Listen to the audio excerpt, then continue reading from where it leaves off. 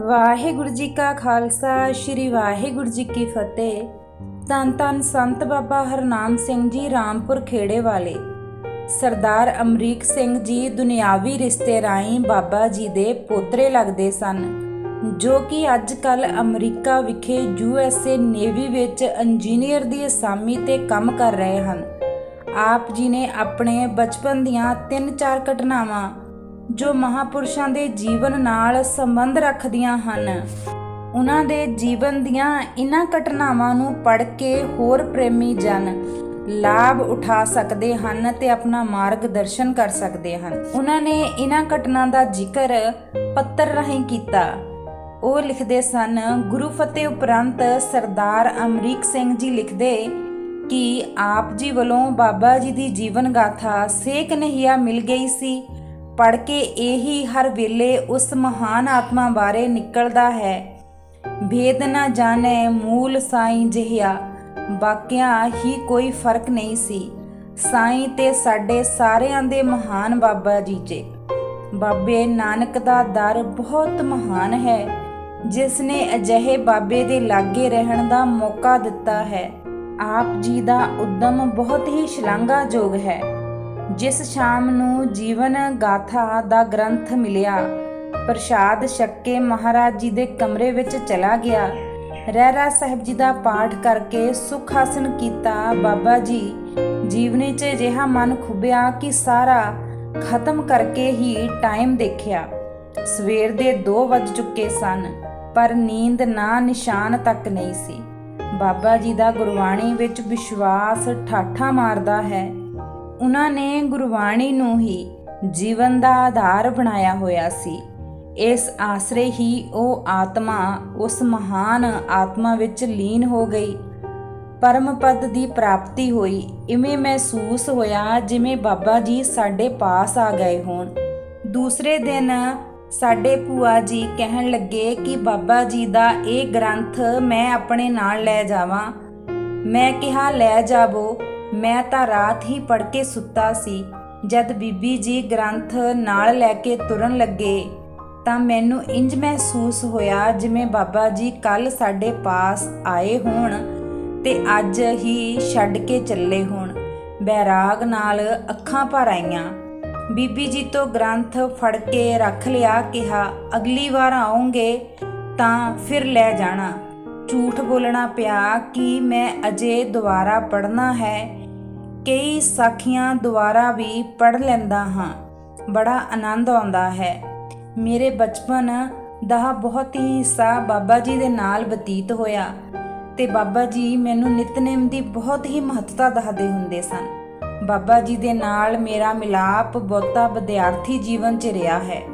ਗਰਮੀਆਂ ਦੀਆਂ ਛੁੱਟੀਆਂ ਵਿੱਚ ਪਿੰਡ ਬਾਹਰਲੇ ਰਹਿਣ ਤੇ ਦਿਨੇ ਹੀ ਬਾਬਾ ਜੀ ਪਾਸ ਪਾਠ ਸਿੱਖਣਾ। ਸਵੇਰੇ 6 ਤੋਂ 7 ਵਜੇ ਆ ਜਾਣਾ। ਸ਼ਾਮ ਨੂੰ ਰਹਿਰਾਸ ਦਾ ਪਾਠ ਸੁਣ ਕੇ ਨਾਨਕੇ ਘਰ ਚਲੇ ਜਾਣਾ। ਬਾਬਾ ਜੀ ਦੀ ਆਤਮਿਕਤਾ ਬੇਅੰਤ ਸੀ। ਪਿਆਰ ਵੀ ਰੱਜ ਕੇ ਕਰਦੇ ਸਨ। ਕਹਿੰਦੇ ਸਨ ਕਿ ਕਾਕਾ ਸਵੇਰ ਨੂੰ ਨਿਤਨੇਮ ਕਰਕੇ ਆਇਆ ਕਰੋ। ਰੋਜ਼ ਕਰਨ ਨਾਲ ਗੁਰੂ ਘਰ 'ਚ ਹਾਜ਼ਰੀ ਲੱਗ ਜਾਂਦੀ ਹੈ। ਪੜ੍ਹਨਾ ਵੀ ਬਹੁਤ ਆਉਂਦਾ ਹੈ। ਇੱਕ ਦਿਨ ਨਿਤਨੇਮ ਨਹੀਂ ਹੋਇਆ, ਲੇਟ ਉੱਠ ਹੋਇਆ। ਕਾਹਲੀ 'ਚ ਗੁਰਦੁਆਰੇ ਸਾਹਿਬ ਆ ਗਏ। ਮਨ 'ਚ ਸੋਚਿਆ, ਚਲੋ ਬਾਬਾ ਜੀ ਨੂੰ ਪਤਾ ਨਹੀਂ ਲੱਗੇਗਾ। ਇੱਕ ਦਿਨ ਨਾ ਵੀ ਹੋਇਆ ਤਾਂ ਵੀ ਕੀ ਹੋਇਆ। ਇਹ ਦਿਲ 'ਚ ਵਿਚਾਰ ਹੀ ਲੈ ਕੇ ਖੇੜਾ ਸਾਹਿਬ ਬਾਬਾ ਜੀ ਨੂੰ ਫਤਿਹ ਬੁਲਾਈ। ਬਾਬਾ ਜੀ ਚਾਹ ਛਕਦੇ ਸੀ। ਆਪਣਾ ਚਾਹ ਵਾਲਾ ਕੱਪ ਮੈਨੂੰ ਦੇ ਦਿੱਤਾ। ਕਾਕਾ ਚਾਹ ਛਕ ਲੈ ਤੇ ਆ ਮੇਰੇ ਕੋਲ ਬੈਠ ਜਾ। ਮੁੰਡੇ ਤੇ ਹੱਥ ਰੱਖ ਕੇ ਕਹਿਣ ਲੱਗੇ, ਜੇ ਕਦੀ ਨਿਤਨੇਮ ਨਾ ਵੀ ਹੋਵੇ ਤਾਂ ਦੂਸਰੇ ਦਿਨ ਕਰ ਲੈਣਾ ਚਾਹੀਦਾ ਹੈ।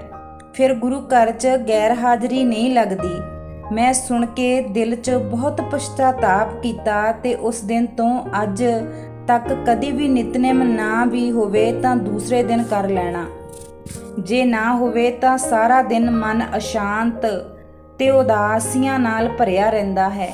ਜਿੰਨਾ ਚਿਰ ਪਾਠ ਪੂਰਾ ਨਹੀਂ ਹੁੰਦਾ, ਕੰਮ 'ਚ ਮਨ ਹੀ ਨਹੀਂ ਖੁੱਭਦਾ। ਬਾਬਾ ਜੀ ਨਿਤਨੇਮ ਹਰ ਰੋਜ਼ ਕਰਨ ਨੂੰ ਬਹੁਤ ਹੀ ਉੱਚਾ ਤੇ ਮਹੱਤਵਪੂਰਨ ਗਿਣਦੇ ਹੁੰਦੇ ਸਨ। ਗਰਮੀਆਂ ਦੇ ਦਿਨ ਸਨ। ਛੁੱਟੀਆਂ ਸਨ ਸਕੂਲਾਂ ਤੋਂ। ਬਾਬਾ ਜੀ ਦਾ ਉਹਨਾਂ ਦਿਨਾਂ 'ਚ ਕਸ਼ਮੀਰ ਜਾਣ ਦਾ ਪ੍ਰੋਗਰਾਮ ਬਣਿਆ। ਮੈਨੂੰ ਵੀ ਆਪਣੇ ਨਾਲ ਲੈ ਗਏ। ਮੈਨੂੰ ਆਪਣੇ ਕੋਲ ਹੀ ਬਿਠਾ ਲੈਣਾ ਜੀਪ 'ਚ। 2 ਹਫ਼ਤੇ ਦਾ ਪ੍ਰੋਗਰਾਮ ਸੀ। ਕਸ਼ਮੀਰ ਦੀ ਸੁੰਦਰਤਾ ਸੰਸਾਰ ਪ੍ਰਸਿੱਧ ਹੈ। ਦਿਲ ਸਾਰਾ ਏਰੀਆ ਦੇਖ ਕੇ ਵਾਗੋ ਵਾਗ ਹੋ ਗਿਆ। ਮਨ ਵਾਪਸ ਆਉਣ ਨੂੰ ਨਹੀਂ ਸੀ ਕਰਦਾ। ਫਿਰ ਇਵੇਂ ਤਲਵਾੜੇ ਤੇ ਕਿਸੇ ਹੋਰ ਸੁੰਦਰ ਜਗ੍ਹਾ ਦਾ ਪ੍ਰੋਗਰਾਮ ਬਣ ਗਿਆ। ਮਨ 'ਚ ਆਇਆ ਬਾਬਾ ਜੀ ਨਾਲ ਰਹਿਣਗੇ ਤਾਂ ਬਹੁਤ ਸੈਰ ਹੁੰਦੀ ਹੈ। ਜਦ ਮੁੜ ਸਕੂਲ ਸ਼ੁਰੂ ਹੋ ਗਏ ਤਾਂ ਫਿਰ ਸ਼ਾਇਦ ਸੈਰ ਦਾ ਮੌਕਾ ਨਾ ਮਿਲੇ। ਸਵੇਰੇ ਨਿਤਨੇਮ ਤੋਂ ਬਾਅਦ ਮੈਂ ਬਾਬਾ ਜੀ ਪਾਸ ਬੈਠਾ ਪ੍ਰਸ਼ਾਦਾ ਛਕ ਰਿਹਾ ਸੀ ਤੇ ਉੱਪਰ ਲਿਖੇ ਵਿਚਾਰ ਮਨ 'ਚ ਸਨ।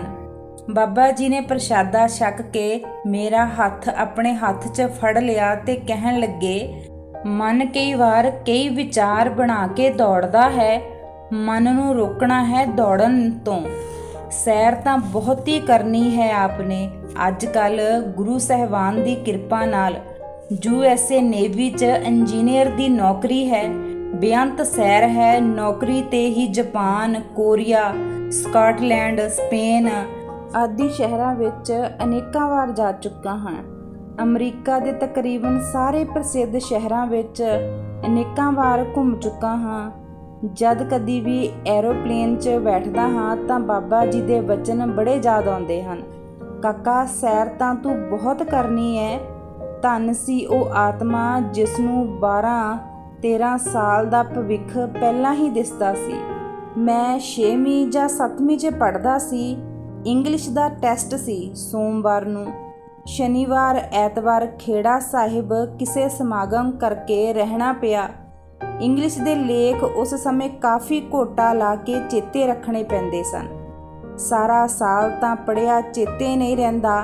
ਜੇਕਰ ਲਾਗੇ ਪੜ੍ਹ ਕੇ ਚੇਤੇ ਨਾ ਹੋਵੇ, ਸਮਾਗਮ ਕਰਕੇ 2-3 ਦਿਨ ਕਿਵੇਂ ਹੀ ਲੰਘ ਗਏ, ਸਮੇਂ ਦਾ ਪਤਾ ਹੀ ਨਾ ਚੱਲਿਆ।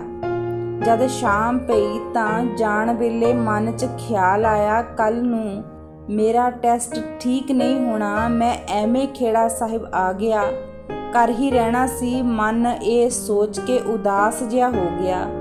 ਬਾਬਾ ਜੀ ਮੇਰੀ ਉਦਾਸੀ ਭਾਂਪ ਗਏ। ਕਹਿਣ ਲੱਗੇ, 5 ਵਾਰ ਪਹਿਲੀ ਪੌੜੀ ਦਾ ਪਾਠ ਕਰਕੇ ਕਿਤਾਬ ਖੋਲ੍ਹ ਲਈ ਤੇ ਉਹੀ ਬਰਕਾ ਚੇਤੇ ਕਰ ਲਈ। ਉਦਾਸ ਨਹੀਂ ਹੋਣਾ। ਮੈਂ ਇਵੇਂ ਹੀ ਕੀਤਾ। ਇੱਕ ਲੇਖ ਜਿਹੜਾ ਪਹਿਲਾਂ ਆਇਆ ਚੇਤੇ ਕਰਕੇ ਚਲਾ ਗਿਆ। ਜਦ ਟੈਸਟ ਦੇਖਿਆ ਤਾਂ ਉਹੀ ਲੇਖ ਵਿੱਚ ਸੀ। ਮੇਰੇ 100 'ਚੋਂ 97 ਨੰਬਰ ਆਏ ਸੀ। ਜਦ ਪੇਪਰ ਮੁੱਕਿਆ ਤਾਂ ਸਿੱਧਾ ਬਾਬਾ ਜੀ ਪਾਸ ਗਿਆ। ਬਾਬਾ ਜੀ ਮੈਨੂੰ ਦੇਖ ਕੇ ਮੁਸਕਰਾਏ। ਕਹਿਣ ਲੱਗੇ, ਗੁਰੂ ਘਰ 'ਚ ਕਿਸੇ ਚੀਜ਼ ਦਾ ਘਾਟਾ ਨਹੀਂ। ਜਦੋਂ ਗੁਰੂ ਘਰ ਆਵੋ ਕਦੀ ਘਾਟਾ ਨਹੀਂ ਪੈਂਦਾ, ਸਗੋਂ ਵਾਧਾ ਹੀ ਹੁੰਦਾ ਹੈ। ਹੁਣ ਇਹ ਗੱਲ ਕਿਤਾਬੀ ਗੱਲ ਨਹੀਂ ਲੱਗਦੀ, ਸੱਚ ਲੱਗਦੀ ਹੈ। ਜਦੋਂ ਅਮਰੀਕਾ ਆਇਆ ਤਾਂ ਇੱਥੇ ਆਮ ਹੀ ਘਰ ਘਰ 'ਚ ਗੱਲ ਪ੍ਰਚਲਿਤ ਸੀ ਕਿ ਪੱਗ ਭਾਵ ਦਸਤਾਰ ਬੰਨੀ ਹੋਈ ਤਾਂ ਨੌਕਰੀ ਨਹੀਂ ਮਿਲਦੀ।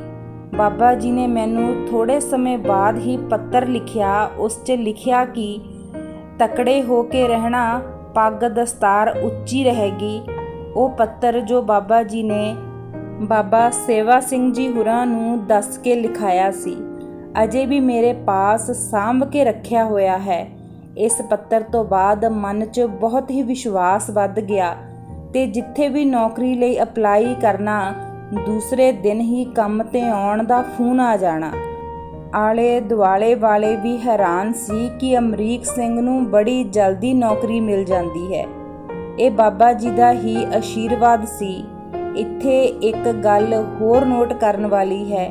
ਕਈ ਵਾਰ ਮੇਰੇ ਨਾਲ ਉਹ ਸੱਜਣ ਜਿਨ੍ਹਾਂ ਨੌਕਰੀ ਨਾ ਮਿਲਣ ਤੋਂ ਡਰਦਿਆਂ ਪੱਗ ਉਤਾਰ ਦਿੱਤੀ ਸੀ, ਇੰਟਰਵਿਊ ਲਈ ਜਾਂਦੇ ਹੁੰਦੇ ਸੀ, ਪਰ ਗੁਰੂ ਸਾਹਿਬ ਜੀ ਦੀ ਅਜਿਹੀ ਕਿਰਪਾ ਸੀ ਕਿ ਉਹਨਾਂ ਨੂੰ ਤਾਂ ਬਿਨਾਂ ਨੌਕਰੀ ਤੋਂ ਮੁੜਨਾ ਪੈਂਦਾ ਸੀ।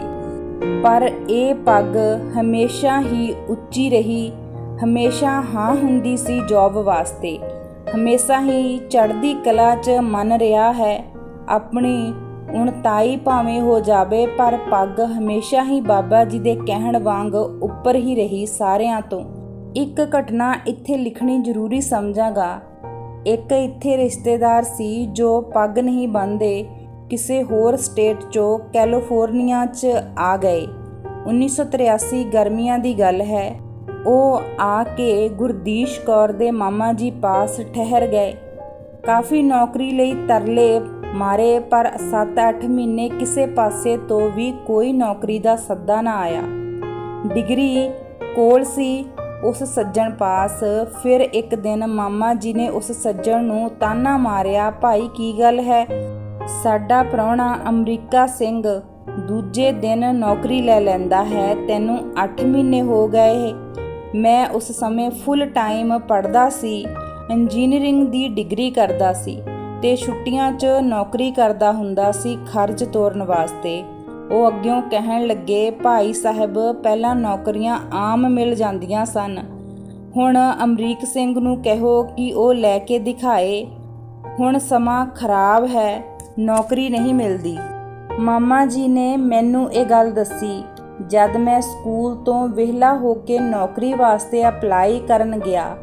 ਮੈਂ ਜਵਾਬ ਦਿੱਤਾ, ਮਾਮਾ ਜੀ ਕੋਈ ਨਾ, ਜਿੱਥੇ ਪਹਿਲਾਂ ਮਿਲ ਜਾਂਦੀਆਂ ਸਨ ਹੁਣ ਵੀ ਮਿਲ ਜਾਊ। ਵਿਸ਼ਵਾਸ ਸੀ ਦਾਤੇ ਤੇ ਬਾਬਾ ਜੀ ਦੇ ਬਚਨਾਂ ਤੇ। ਦੂਜੇ ਦਿਨ ਕੰਪਨੀ 'ਚ ਇੱਕ ਜੌਬ ਦੀ ਵੈਕੈਂਸੀ ਨਿਕਲੀ। ਮੈਨੂੰ ਤਜਰਬਾ ਸੀ ਉਸ ਕੰਮ ਦਾ। ਮੈਂ ਐਪਲੀਕੇਸ਼ਨ ਭਰੀ ਤੇ ਸੈਕਟਰੀ ਨੂੰ ਕਿਹਾ, ਮੇਰੀ ਹੁਣੇ ਹੀ ਇੰਟਰਵਿਊ ਕਰਵਾ ਦੇਵੋ। ਉਸ ਜਵਾਬ ਦਿੱਤਾ ਕਿ ਅਗਲੇ ਹਫ਼ਤੇ ਫੋਨ ਕਰਾਂਗੇ। ਹੁਣ ਮੈਨੇਜਰ ਮੀਟਿੰਗ 'ਚ ਹੈ। ਮਨ ਨੂੰ ਪੂਰੀ ਆਸ ਸੀ ਕਿ ਕੰਮ ਅੱਜ ਹੀ ਮਿਲ ਜਾਣਾ ਹੈ। ਮੈਂ ਅਫਸੋਸਿਆ ਜਿਹਾ ਆਪਣੀ ਕਾਰ ਵੱਲ ਤੁਰ ਪਿਆ ਤੇ ਸੋਚਿਆ ਕਿ ਚਲੋ ਅਖਬਾਰ 'ਚ ਕੋਈ ਹੋਰ ਵੈਕੈਂਸੀ ਦੇਖਦਾ ਹਾਂ। ਜਦ ਕਾਰ ਖੋਲ੍ਹੀ ਤਾਂ ਵਿੱਚ ਅਖਬਾਰ ਨਾ ਦਿਸੀ। ਆਲੇ ਦੁਆਲੇ ਹੱਥ ਮਾਰਿਆ ਪਰ ਕਿਤੇ ਨਾ। ਫਿਰ ਸੋਚਿਆ ਕਿ ਮੈਂ ਅਖਬਾਰ ਕੰਪਨੀ ਦੇ ਆਫਿਸ 'ਚ ਭੁੱਲ ਆਇਆ ਹੋਵਾਂਗਾ। ਇਹ ਸੋਚ ਕੇ ਆਫਿਸ ਵੱਲ ਤੁਰ ਪਿਆ। ਜਦ ਅੰਦਰ ਗਿਆ ਤਾਂ ਸੈਕਟਰੀ ਫੋਨ ਤੇ ਸੀ। ਦੇਖ ਕੇ ਕਹਿਣ ਲੱਗਾ, ਮਿਸਟਰ ਸਿੰਘ, ਮੈਨੇਜਰ ਹੁਣੇ ਹੀ ਮੀਟਿੰਗ 'ਚੋਂ ਨਿਕਲਿਆ ਹੈ, ਕਹਿੰਦਾ ਹੈ ਕਿ ਇੰਟਰਵਿਊ ਹੁਣੇ ਹੀ ਕਰ ਲਵਾਂਗਾ। ਮੈਂ ਉੱਥੋਂ ਹੀ ਇੰਟਰਵਿਊ ਲਈ ਅੰਦਰ ਚਲਾ ਗਿਆ। ਮੈਨੇਜਰ ਨੇ ਚੰਗੇ ਪੈਸਿਆਂ ਤੇ ਜੌਬ ਦੇ ਦਿੱਤੀ ਤੇ ਉਸ ਸਮੇਂ ਦੁਪਹਿਰ ਦੇ 2 ਵਜੇ ਦਾ ਸਮਾਂ ਸੀ। ਕਹਿਣ ਲੱਗਾ, ਕੰਮ ਭਾਵੇਂ ਹੁਣੇ ਹੀ ਸ਼ੁਰੂ ਕਰ ਲੈ, ਨਹੀਂ ਤਾਂ ਕੱਲ੍ਹ ਸਵੇਰੇ 7 ਵਜੇ ਸ਼ੁਰੂ ਕਰ ਲਈ, ਤੇਰੀ ਮਰਜ਼ੀ ਹੈ। ਮਨ ਖੁਸ਼ੀ ਨਾਲ ਗੁਰੂ ਗੁਰੂ ਕਰ ਰਿਹਾ ਸੀ। ਵਾਹਿਗੁਰੂ ਜੀ ਦੀ ਸ਼ੁਕਰਗੁਜ਼ਾਰੀ 'ਚ ਜਦ ਕਾਰ 'ਚ ਮੁੜ ਕੇ ਗਿਆ ਤਾਂ ਅਖਬਾਰ ਸਾਹਮਣੇ ਪਈ ਸੀ। ਨਾ ਦਿਸਣ ਦਾ ਕਾਰਨ ਸਿਰਫ ਉਹ ਸ਼ਕਤੀ ਵੱਲੋਂ ਆਫਿਸ 'ਚ ਭੇਜਣ ਦਾ ਸੀ। ਮਾਮਾ ਜੀ ਨੂੰ ਫੋਨ ਕਰਕੇ ਦੱਸ ਦਿੱਤਾ ਕਿ ਉਸ ਸੱਜਣ ਨੂੰ ਦੱਸ ਦੇਣ, ਮੈਨੂੰ ਨੌਕਰੀ ਮਿਲ ਗਈ ਹੈ, ਕੰਮ ਕੱਲ੍ਹ ਨੂੰ ਸ਼ੁਰੂ ਕਰਨਾ ਹੈ। ਮਾਮਾ ਜੀ ਵੀ ਬਹੁਤ ਖੁਸ਼ ਹੋਏ। ਵਾਹਿਗੁਰੂ ਜੀ ਦਾ ਸ਼ੁਕਰਗੁਜ਼ਾਰੀ ਤੇ ਬਾਬਾ ਜੀ ਦੀ ਚਿੱਠੀ ਦਾ ਚੇਤਾ ਕਰਕੇ ਖੁਸ਼ੀ ਨਾਲ ਅੱਖਾਂ ਭਰ ਆਈਆਂ। ਧੰਨ ਸਨ ਬਾਬਾ ਜੀ। ਇੰਨਾ ਖਿਆਲ ਪ੍ਰਦੇਸਾਂ 'ਚ ਬੈਠਿਆਂ ਦਾ ਵੀ ਰੱਖਦੇ ਸੀ। ਇੰਨਾ ਪਿਆਰ ਸੀ ਦਿਲ 'ਚ ਜੋ ਲਿਖਣ ਤੋਂ ਬਾਹਰ ਹੈ। ਮੈਂ ਇੱਥੇ ਇੱਕ ਗੱਲ ਕਹਿਣੀ ਮੁਨਾਸਬ ਸਮਝਾਂਗਾ ਕਿ ਜਿਹੜਾ ਸੱਜਣ ਬਾਹਰ ਆ ਕੇ ਪੱਗ ਨੌਕਰੀ ਦੀ ਖਾਤਰ ਜਾਂ ਤਰੱਕੀ ਵਾਸਤੇ ਲਾਹੁਣ ਵਾਸਤੇ ਸੋਚੇ, ਉਹ ਜੇਕਰ ਭਰੋਸਾ ਰੱਖੇ ਤਾਂ ਜਿੱਥੇ ਕੋ ਤਰੱਕੀ ਕਰਕੇ ਪਹੁੰਚਣਾ ਚਾਹਣ ਉਸ ਤੋਂ ਵੀ ਉੱਪਰ ਦਰਸਾਰ ਨਾਲ ਪਹੁੰਚੇਗਾ। ਸਿਰਫ ਵਿਸ਼ਵਾਸ ਦੀ ਜ਼ਰੂਰਤ ਹੈ। ਇਹ ਸਨ ਕੁਝ ਕੁ ਖਾਸ ਘਟਨਾਵਾਂ ਜੋ ਮੇਰੇ ਜੀਵਨ ਨਾਲ ਸੰਬੰਧ ਰੱਖਦੀਆਂ ਹਨ ਤੇ ਜਿਸ ਨਾਲ ਬਾਬਾ ਜੀ ਦੀ ਸੋਭਾ ਨੂੰ 4 ਚੰਦ ਲੱਗਦੇ ਹਨ, ਕਿਉਂਕਿ ਬਾਬਾ ਜੀ ਸੀਗੇ ਹੀ ਇਹੋ ਜਿਹੇ ਕਿ ਉਹ ਸਭ ਦੇ ਨਾਲ ਪਿਆਰ ਵੰਡਦੇ ਸਨ, ਗੁਰਬਾਣੀ ਦਾ ਨਿਤਨੇਮ ਵੰਡਦੇ ਸਨ। ਵਾਹਿਗੁਰੂ ਜੀ ਕਾ ਖਾਲਸਾ, ਸ਼੍ਰੀ ਵਾਹਿਗੁਰੂ ਜੀ ਕੀ ਫਤਿਹ।